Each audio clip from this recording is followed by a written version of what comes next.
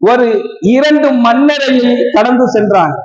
இரண்டு மண்ணறையை கடந்து செல்லும் பொழுது அந்த மண்ணறையில அடக்கம் செய்யப்பட்டிருக்கக்கூடிய இருவரும் வேதனை செய்யப்படுகிறார்கள் என்பதாக சொன்னாங்க.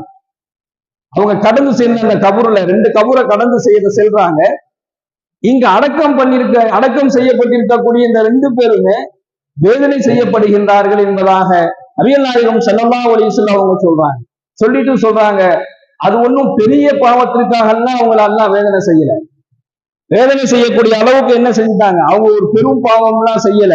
மாறாக அந்த 2 பேர்ல ஒருத்தருக்கு எதுக்கு வேதனை செய்யப்படுது அப்படின்னு சொன்னா, ஒருவர் சிறுநீர் கழித்து விட்டு தூய்மைப்படுத்தாதன் காரணத்திற்காக வேண்டி ஒருவருக்கு வேதனை செய்யப்படுது. 2வது நபர் புறம் பேசிட்டு இருந்த காரணத்தினால அவருக்கு வேதனை செய்யப்படுது என்பதாக நபிகள் நாயகம் ஸல்லல்லாஹு அலைஹி